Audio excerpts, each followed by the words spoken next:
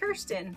Today we're going to make two paper crafts. We're going to do origami, which is the art of folding paper. The first one, the easier origami project, is we're going to make these little hand puppets. And the second one, the harder one, we're going to make these flowers. Cool, huh? Come on, it's craft time.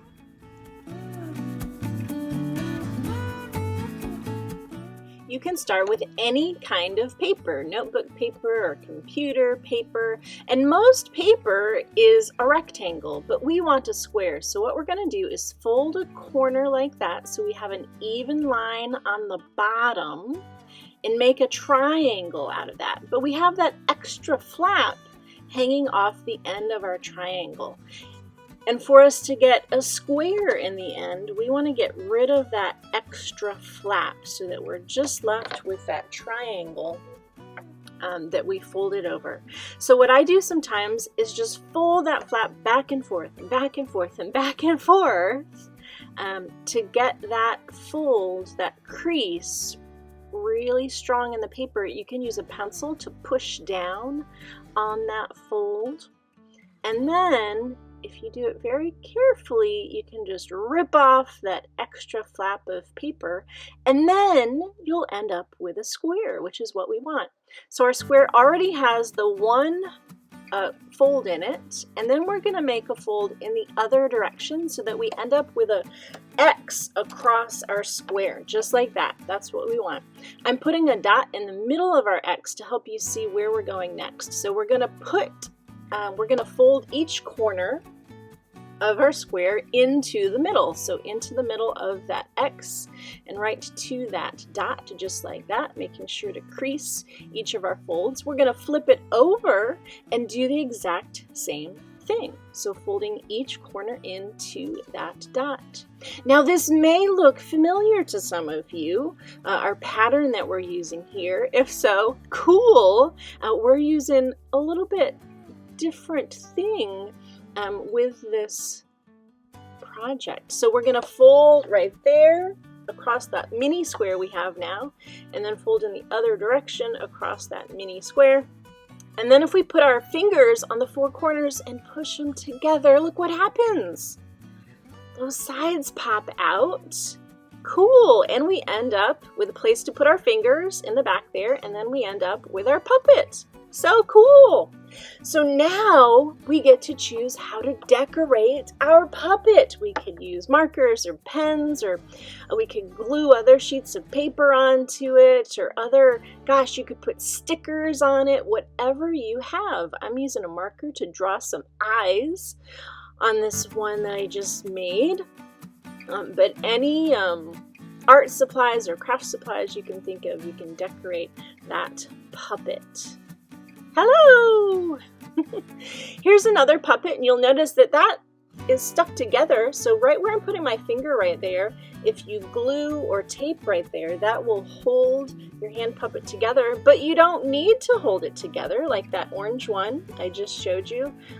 It wasn't stuck together, and that was fine. This one's not stuck together, and that's fine.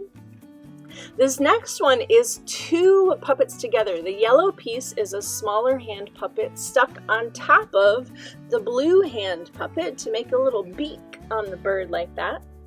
And know that you can still do some folding if you want to change the shape of your puppet. You could do some ripping on the top to make some ears up there. This next one is a pig, so you can also fold your corners up at the top to make some different looking ears up there. You can do so many things. I can't wait to hear how you make your puppets. That one, the head's not glued together, that's fine. It has a lot of markers, marker designs on it, so cool. And also know that you can make different sizes. You could make a tiny puppet.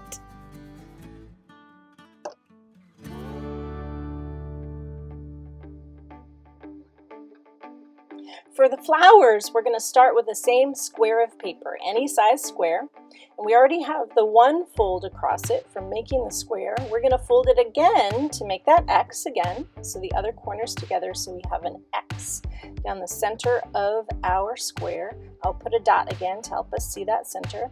And then we're going to fold each of the four corners again into the center of that X, the center of the square.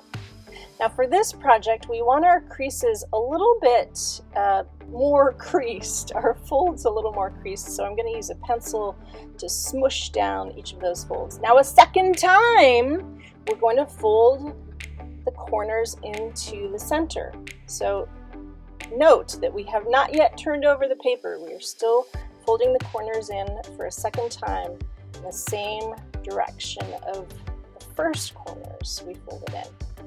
So we have this little square now, and again we want to make those folds good creases. So again I'm going to take a highlighter here and smush down those creases to make sure they're nice and folded. And then we flip it over and we put the corners into the center again.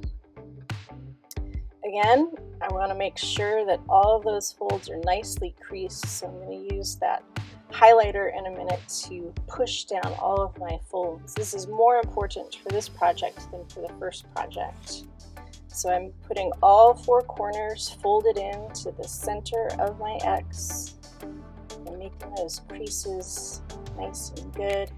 And then I'm going to open up what I just did and then flip it over. Now see how I just flipped that up? Those are the pieces we already folded over. We're going to fold that back, not all the way, but so there's that little bit left overhanging our square. So I'm making it so each of the pieces we folded over earlier is unfolded most of the way. We want each of those to be even, so they're each unfolded about the same amount, and I'm pushing down on those folds. Then we're going to turn it over and see how we can see a square right there where I'm pointing. I'm going to take those points and fold that up. Take another point, fold that toward the center. Take another point, fold that toward the center. Look what's happening.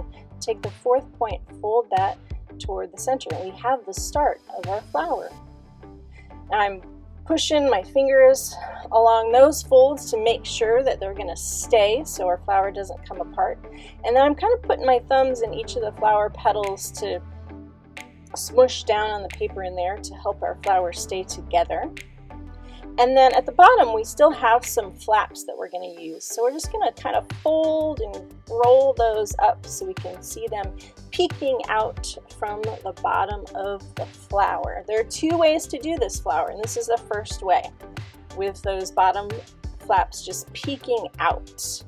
Now see, that pink one looks a little different. It looks more like a cup, and we're gonna do that with our orange one by pulling those orange flaps more toward the top of our flower. See how I'm kind of struggling with it there? This is a tricky part, and you could tear the paper at this point, and that's okay.